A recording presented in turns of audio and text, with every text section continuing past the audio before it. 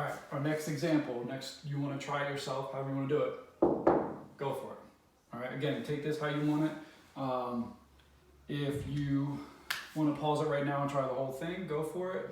You want to pause it and just try and do the information and maybe label the axes. And then check and make sure you're right, and then do the graph, again, however you want, okay? But let's go through it. All right, amplitude is at A, it's going to be 1/2.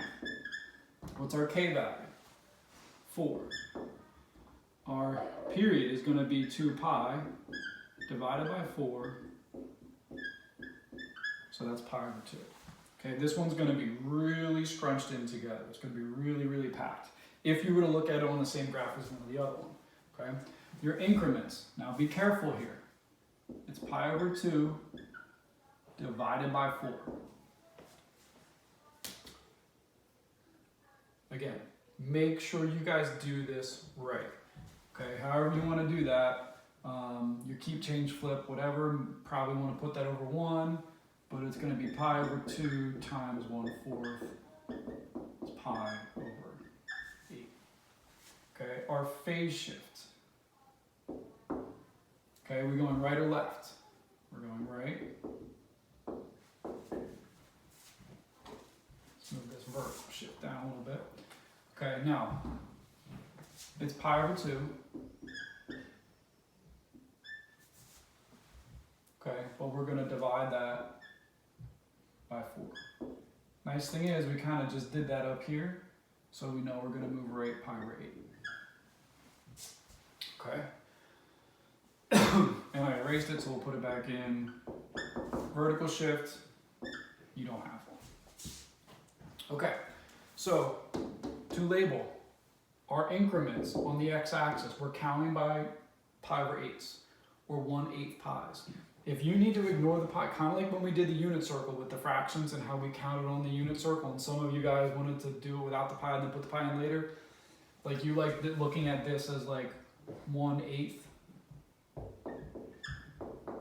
pi instead of pi over 8. If you have to do that, do it, right? This is 1/8 of a pi, but you're counting by 8s. So this is 2/8, or a 1/4, 3/8, 4/8, or a 1/2. Which again, I know I did that right because it matches my period, okay? Then your negative.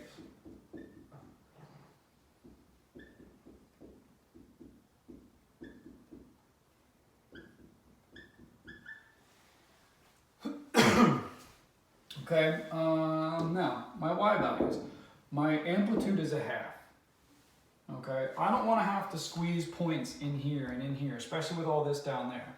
Okay, so I'm going to spread it out a little bit and go make every other line a 1. Okay, so there's everything labeled for you. All right, now we got to start the graph. So first things first, always do your phase shift. Got to be the first thing you do. Okay, because normally we start in the middle. You need to know where your starting point is, and if you're moving left and right, that's going to change it. Right, so we start in the middle, but we have to move right pi over 8. So we're going to start right there. Now, use your sign value, points. Okay, it's going to be 0 times 1/2, which is 0, plus nothing because we don't have a vertical shift, so that makes it kind of nice. So we got 0. Okay, and then it's going to be what? 1 times 1/2, which is a 1/2.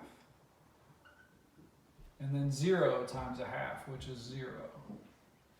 And then -1 times 1/2, which is -1. Okay, you've reached the end.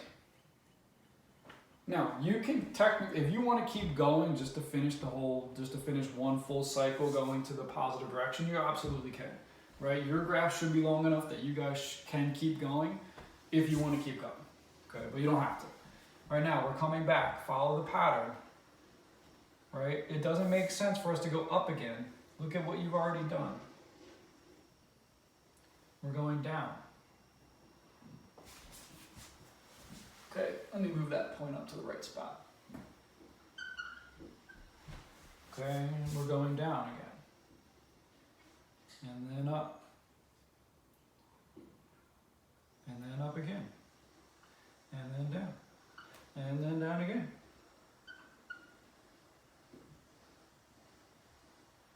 And again, notice how we have a nice, smooth graph. Okay? Notice one thing that I changed real quick was I erased this point because it was a little too far low. Pay attention to as you're doing this. That was one of the other things that kind of happened when you guys were graphing on the first assignment. Every once in a while you would kind of graph in between because I don't know if you were you didn't remember that you skipped or whatever, but just make sure your points are, and you should be able to tell. Because if your graph doesn't follow a nice smooth curve all the way around and look exactly like it's supposed to, then you screwed up somewhere. Remember, all these graphs look the same. All right, so if they don't look like they're supposed to, you screwed up, go back and fix it. All right, now, hopefully that's enough explanation for you guys to try and go try the day 2 assignment and see if you can do it. All right, if not, let me know and I can make more videos for you guys.